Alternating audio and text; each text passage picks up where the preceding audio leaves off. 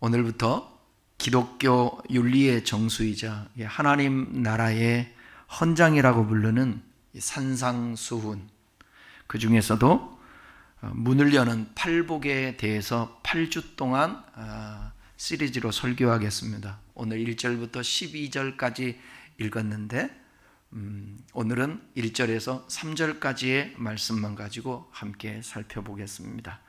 산상수훈이라는 것은 산 위에서 주신 예수님의 핵심 가르침, 이걸 산상수훈이라고 얘기합니다. 팔복은 8가지 복을 말하는 것입니다. 먼저 팔복 전체의 배경을 간단히 살펴보고 오늘 첫 번째 심령이 가난한 자의 복에 대해서 함께 나누겠습니다. 예수님께서 공생애를 시작하시며 가장 먼저 하신 일이 복을 선언하신 것입니다. 그런데 그 복은 우리가 세상에서 기대하는 복과는 결이 좀 다릅니다. 그래서 교회에 복 받으러 왔다가 자기가 생각하는 복과 하나님이 말씀하시는 복의 결이 좀 다르니까 실망하고 교회 나오다가 좌절하는 사람들이 많이 있습니다. 당시 이스라엘 백성들은 로마의 압제 아래서 정치적인 해방과 물질적 풍요를 복이라고 했습니다. 그러니까 자기 중심적이죠. 그러나 예수님은 산에 오르셔서 지치고 상처받은 이들을 향해 전혀 다른 차원의 복을 선포하셨습니다. 이 팔복은 단순히 우리가 지켜야 할 도덕적 규범이 아닙니다. 이것은 하나님 나라 백성이 된 자들에게 나타나는 거룩한 성품이자 그들이 누리게 될 영광스러운 상태에 대한 약속입니다. 그러니까 여러분도 진정한 하나님 나라의 복을 받았다고 한다면 여러분의 상태가 어떻게 되느냐? 감사해야 돼요. 평안해야 돼요. 기뻐해야 돼요. 즐거워해야 돼요. 팔복의 구조를 보면 크게 두 부분입니다. 첫 번째 그룹이 3절에서 6절 보면 인간의 내면적 결핍과 어떤 갈망을 다루고 있죠. 심령이 가난한 자, 그 다음에 의에 줄이고 목마른 자, 애통하는 자, 온유한 자. 두 번째 그룹은 타인을 향한 관계적 덕목을 말합니다. 그것이 긍휼히 여기는 자, 마음이 청결한 자, 화평케 하는 자, 의를 위해 박해를 받는 자. 오늘 그 첫 번째 시간은 복의 진정한 의미와 심령이 가난한 자에게 주시는 복을 살펴볼 텐데 1절과 2절을 함께 먼저 읽겠습니다. 시작. 예수께서 무리를 보시고 산에 올라가 앉으시니 제자들이 나오는지라 입을 열어 가르쳐 이르시되. 본문 보면 예수님은 무리를 보시고 산에 올라가셨어요. 그리고 제자들이 나왔을 때에 입을 열어 가르치셨습니다. 이 장면은 매우 중요합니다. 예수님은 군중의 환심을 사기 위해서 말씀하신 것이 아닙니다. 기적을 보고 몰려온 사람들에게 단순한 위로를 주려고 한 것도 아닙니다. 예수님은 제자들을 향해 하나님 나라의 질서가 어떤 것인지, 하나님께서 주시는 그 복이라는 게 어떤 것인지를 말씀하고 있는 것입니다. 또 한 가지 중요한 점 살펴볼 텐데 여기 산은 우연하게 등장하는 것이 아닙니다. 구약의 모세가 시내산에서 율법을 받은 것처럼 예수님께서 공생애를 시작하시면서 이 새로운 산에서 새로운 하나님 나라의 법을 선포하신다는 것입니다. 모세는 옛 언약의 중보자였습니다. 예수님은 새 언약의 중보자이십니다. 제자들이 예수님의 주위에 모이자 무리도 함께 있었지만 예수님은 주로 제자들에게 말씀하십니다. 팔복이 천국 시민의 자격을 설명하는 것을 볼 수 있습니다. 그러니까 여러분들이 천국 시민이라면 이 팔복의 이 복을 누리면서 살아야 돼요. 이 복을 못 누리면 아직도 여러분 하나님 나라에 들어온 그 진정한 은혜를 못 누리고 있는 것입니다. 자, 오늘 살펴볼 3절 말씀 읽겠습니다. 시작. 심령이 가난한 자는 복이 있나니 천국이 그들의 것이며. 여기 복이 있나니라는 뜻부터 살펴볼게요. 우리는 흔히 복이라고 하면 무언가를 소유하거나 운이 좋아서 뭔가 다 잘된 상태, 그것을 떠올리기 쉽습니다. 그런데 성경에서 말하고 있는 이 헬라어의 복이라는 단어 한번 따라하겠습니다. 마카리오스. 이 마카리오스라는 단어는 여러분들이 영화를 보다가도 이 단어가 나올 수도 있고요, 신화를 보다가도 이 단어를 접할 수가 있습니다. 이 마카리오스라는 이 단어의 뜻을 좀 알 필요가 있는데, 고대 헬라어에서 이 마카리오스는 본래 신들에게만 사용됐던 단어입니다. 일반 사람들에게는 사용되지 않았어요, 마카리오스라는 단어는. 그러니까 환경이나 상황에 의해 좌우되는 일시적인 어떤 행복이 아니라 어떤 풍랑 속에서도 흔들리지 않는 신적인 평안과 만족을 의미하는 것입니다. 그러니까 예수님이 지금 풍랑이 이는 그 바다에서 제자들은 허겁지겁 난리 법석을 떨고 있는데, 예수님은 평안하게 저 배 고물 저 끝에서 주무시고 계시잖아요. 지금 풍랑은 일고 있잖아요. 이 상태, 이거를 마카리우스라고 말하는 것입니다. 이 복을 저와 여러분들이 누렸으면 좋겠습니다. 이번에도 하나님 앞, 주님, 특별히 제 안에 일어나는 풍랑들, 염려들, 걱정들, 불안들, 주님께서 원하지 않는 이 마음들을 하나님 집중적으로 기도하며, 하나님 그런 마음들 안에서 제가 늘 평정심을 가질 수 있도록 인도해 주십시오. 우리 모두는 표현은 않지만 우리의 내면에서 모든 사람들은 이 안에 마음을 지키지 못하고 두려움과 걱정과 근심과 불안과 초조와 답답함과 분노, 혈기, 이런 것들을, 잠재한 것들을 가지고 살고 있는 것입니다. 이제 그것들이 누군가가 어떤 상황이 되어서 건드려지게 되면 불쑥 올라와 우리 자신들을 무너뜨리는 거죠. 이거는 마카리우스의 복을 받은 자가 아니라는 거예요. 그 순간만큼은 지금 마음을 빼앗긴 겁니다. 사단에게든 아니면 환경에게든. 또 이 마카리우스라는 단어는 구약 성경의 히브리어 에세르라는 단어, 오늘 묵상하면서 제가 성경 읽었죠. 복이 있는 사람은 악인의 꾀를 쫓지 아니하며 죄인의 길에 서지 아니하며 오만한 자리에 앉지 않으며 오직 여호와의 율법을 즐거워하여 그 말씀을 묵상하는 자라고 그랬죠. 이 사람은 시절을 쫓아 과실을 저절로 맺어 과실을 맺으며 잎사귀가 마르지 않고, 그러니까 순리대로 질서대로 저절로 되는, 여기에 복이 아세르라는 단어예요.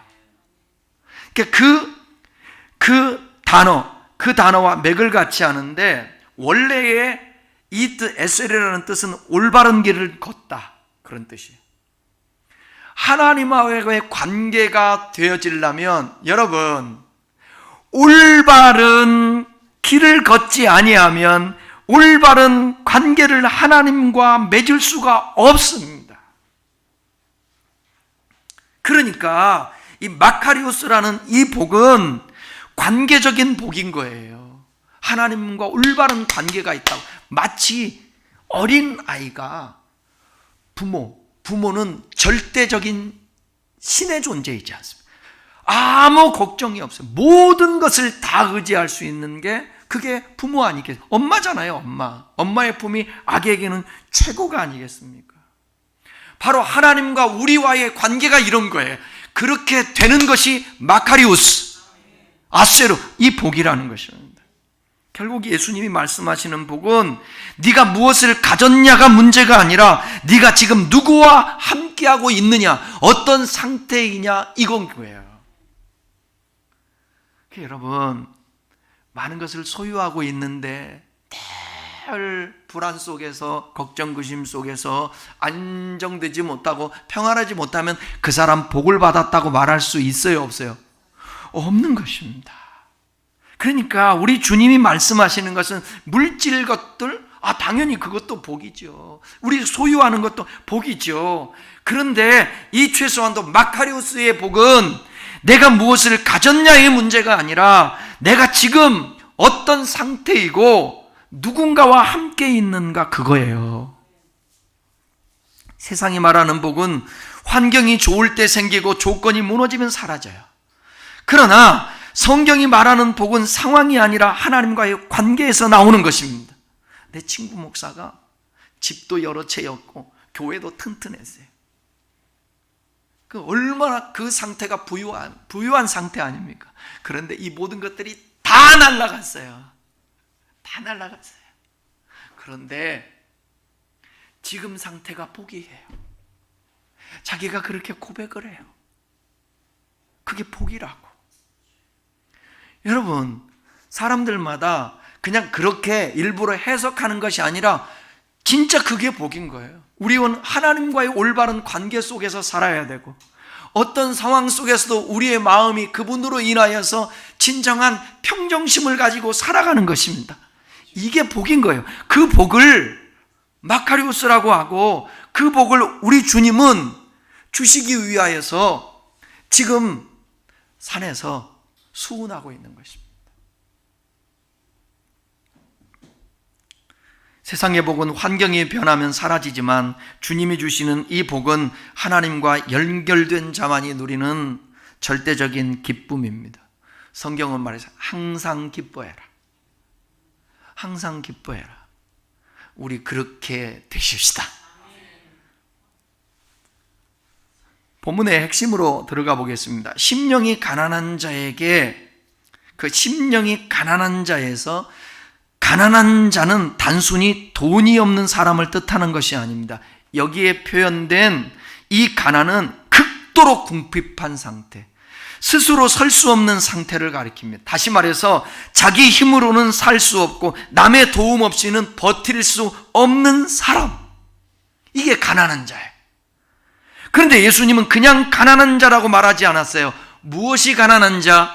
심령이 가난한 사람이라고 말하고 있습니다. 이것은 물질의 빈곤보다 더 깊은 차원의 빈곤이에요. 곧 하나님 앞에서 자신의 영적 무능함을 아는 상태. 심령이 가난하다는 것은 이런 뜻입니다. 나는 하나님 없이 살 수 없는 존재입니다. 나는 내 의로는 하나님 앞에 설 수가 없습니다. 나는 내 지혜로 내 영혼을 구원할 수 없습니다. 나는 내 상처로, 내 상처를 내 힘으로는 완전히 치유할 수가 없습니다. 이것은 절망이 아닙니다, 여러분. 오히려 은혜의 시작입니다. 사람이 가장 위험할 때가 언제인 줄 아십니까? 자신이 풍성하다고, 자신이 뭔가를 소유하고 있고 인정받고 있다고 착각할 때, 이때가 가장 위험합니다. 자기 안에 의가 있다고 여기고 자기 안에 해답이 있다고 생각하고 자기 안에 능력이 충분하다고 느낄 때 사람은 하나님을 찾지 않습니다.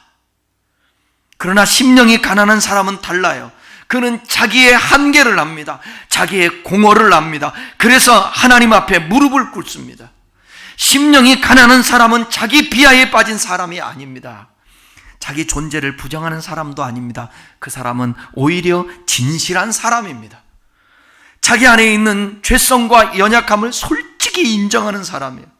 하나님 앞에서 포장하지 않는 사람, 자신을 과장하지 않는 사람. 그래서 이 사람은 은혜를 받을 준비가 되어 있는 것입니다. 우리는 신앙적이고 신학적인 것만이 아니라 심리학적으로도 깊이 생각할 수 있는 것이, 인간의 이 상태는 본능적으로 자신을 지키려고 합니다. 남에게 부족해 보이지 않으려고 실패를 숨기려 하고요, 상처를 감추려 합니다. 그래서 우리는 종종 강해 보이는 사람이 되려고 애를 씁니다. 그래서 그 강함의 이면에는 무엇이 있느냐? 두려움이 있습니다. 거절당할까봐 두렵고, 무너질까봐 두렵고, 인정받지 못할까봐 두렵습니다. 그런데 심령이 가난한 사람은 그 두려움의 방음막을 내려놓은 사람입니다. 그는 하나님 앞에서, 주님, 저는 괜찮은 척 했지만 사실은 부족합니다. 저는 쓸모있는 척 했지만 사실은 메말라 있습니다.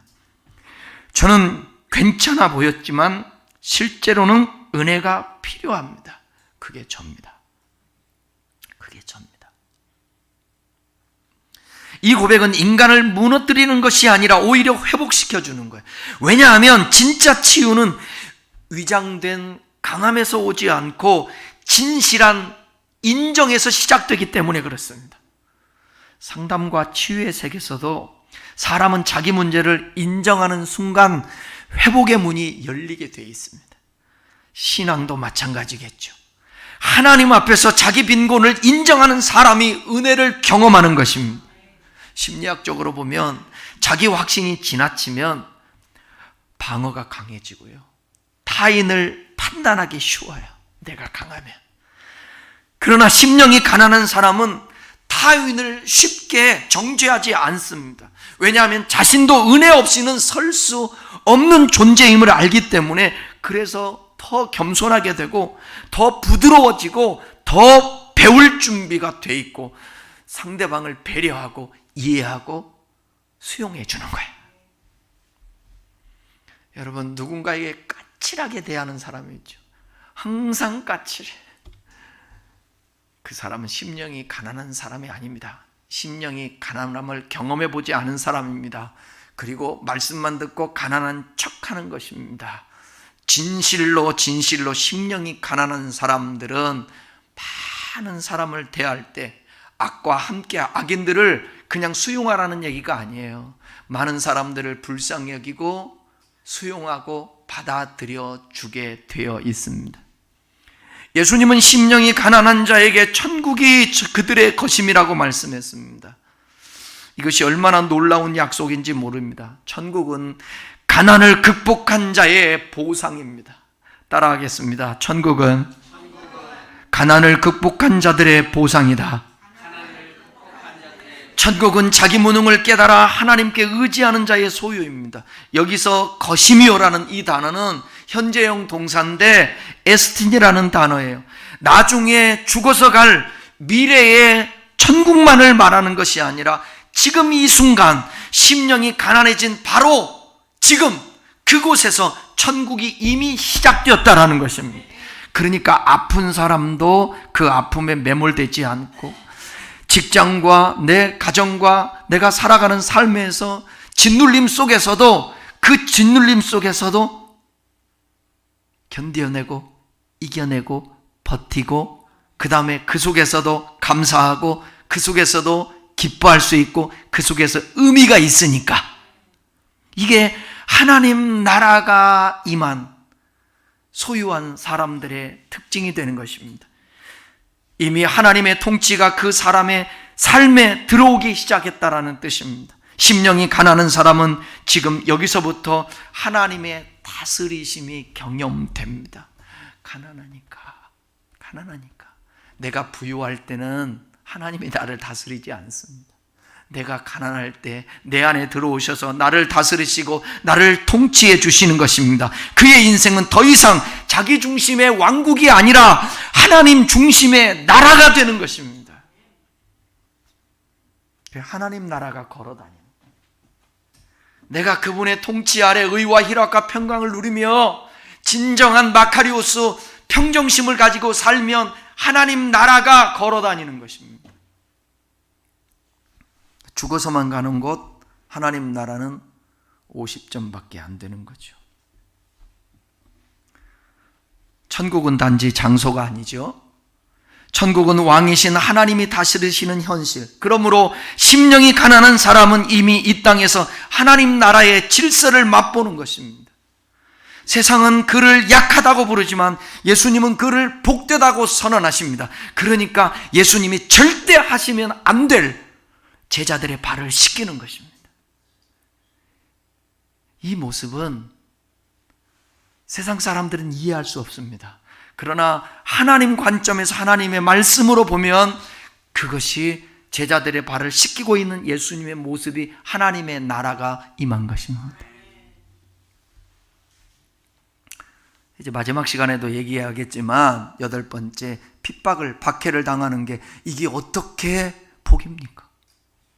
근데 박해를 당하는 사람, 그 마음의 상태가 어떠냐에 따라서 그 자리가 하나님의 나라가 될 수 있다는 거예요.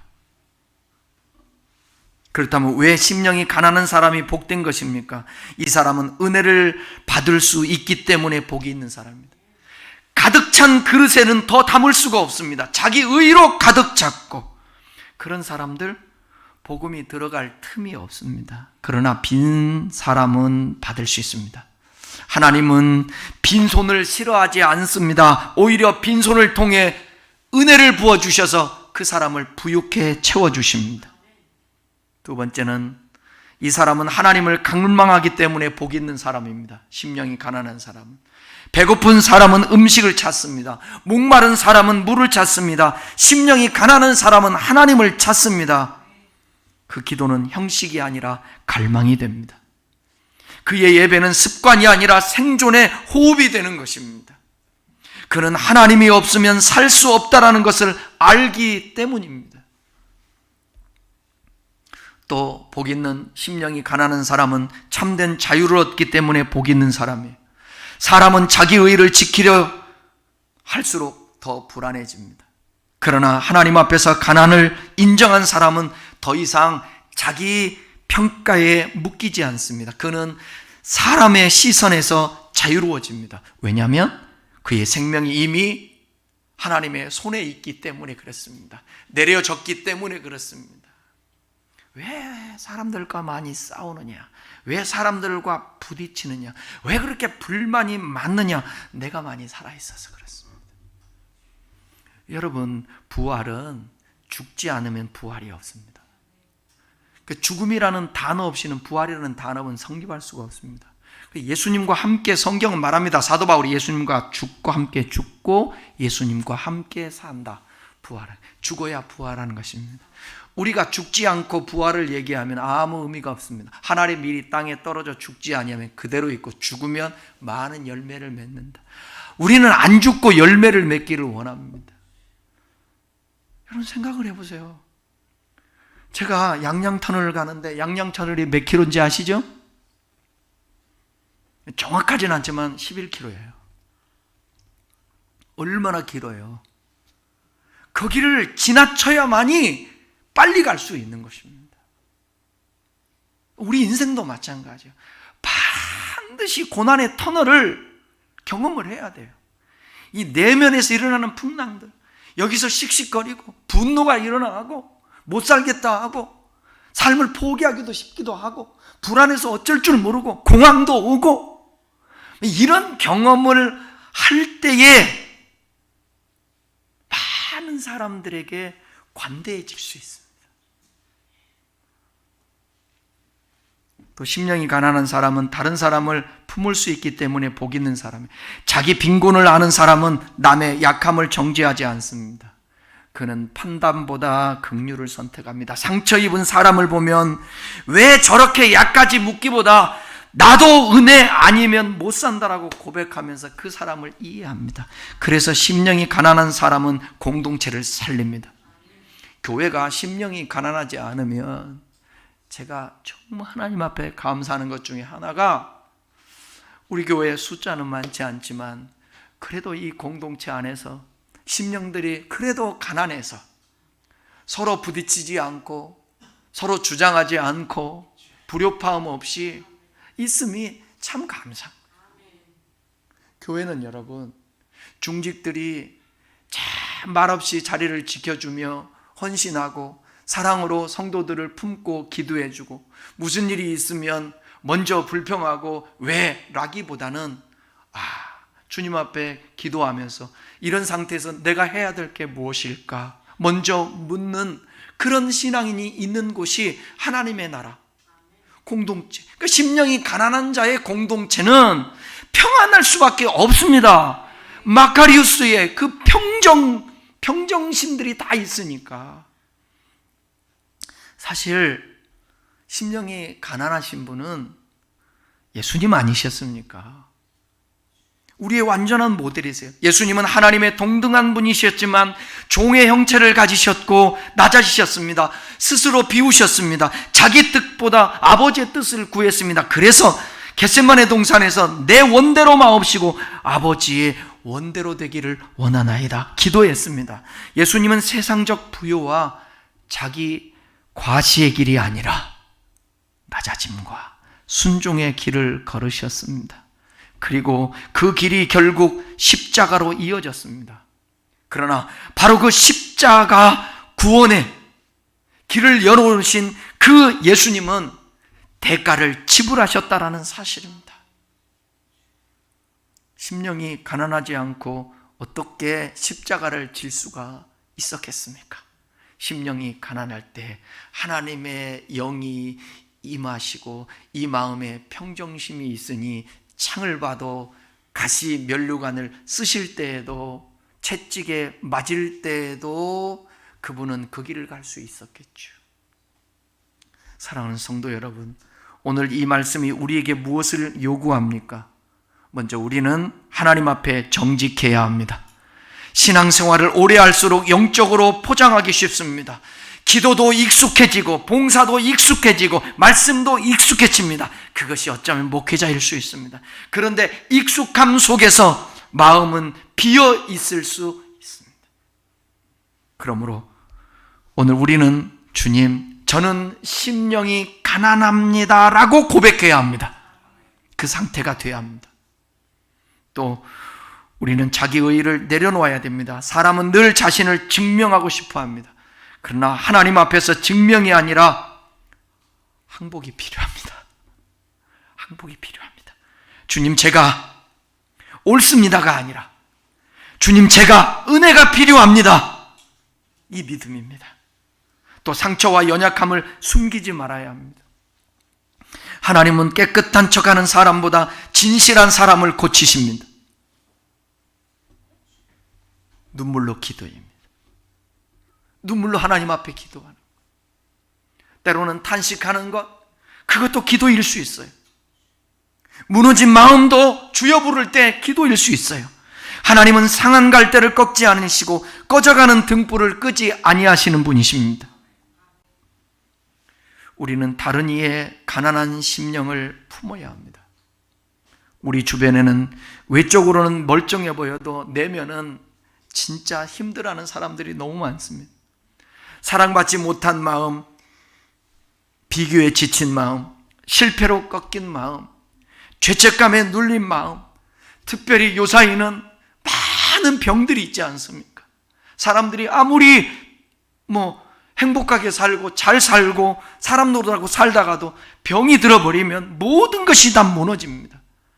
그런 사람들의 상태가 얼마나 힘들어요. 그런 사람들을 우리는 품어줘야 되는 것이에요. 품어줘야 돼요. 오늘 주님은 우리에게 묻고 계십니다. 너는 무엇으로 너의 삶을 지탱하고 있느냐? 너는 네 능력으로 살아가고 있느냐? 너는 네 의의를 세우면서 버티고 있느냐? 너는 내 상처를 내 힘으로 덮고 있느냐? 그러나 주님 앞에서는 우리는 결국 알게 됩니다. 나는 빈손입니다. 나는 가난합니다. 나는 은혜가 필요합니다. 이 고백이 바로 주님께서 원하는 심령이 가난한 자입니다. 하나님은 가난한 자를 외면하지 않으시고 하나님은 가난한 자에게 채워주시고 하나님은 그 빈자리를 은혜로 채우신다라는 사실입니다. 그러므로 오늘 이 말씀이 우리를 살리기를 원합니다. 우리의 가난함이 갈망이 절망이 아니라 시작이 되기를 바랍니다. 우리의 부족함이 끝이 아니라 주님의 풍성함으로 들어가는 문이 되기를 축원합니다. 심령이 가난한 자에게 천국이 임합니다. 그리고 그 천국은 오늘 우리의 삶 속에서 시작이 됩니다. 말씀을 마치겠습니다. 성도 여러분, 팔복의 첫 번째 말씀, 심령이 가난한 자는 바로 하나님 나라의 입구입니다. 이 문을 통과하는 사람은 자기 자랑을 내려놓고 하나님을 의지하는 법을 배우게 되었습니다. 세상은 강한 자를 높이지만 예수님은 심령이 가난한 자를 복되다 하십니다. 왜냐하면 그 사람이야말로 하나님을 붙들 수 있고 의지할 수 있기 때문입니다. 오늘 우리의 기도는 이것이어야 합니다. 주님, 제 심령을 비워 주십시오. 제 안에 교만을 꺾어 주십시오. 제 안에 자기의를 내려놓게 해 주십시오. 빈 마음으로 주님 앞에 서게 해 주십시오. 오직 은혜로 채워 주십시오. 주님이 제 복이 되시고 주님 나라가 제 소유가 되게 하여 주시옵소서. 심령이 가난한 자 복이 있습니다. 천국이 그들의 것입니다. 이 복이 오늘 우리 모두의 것이 되기를 주님의 이름으로 축원합니다. 다 같이 기도하겠습니다.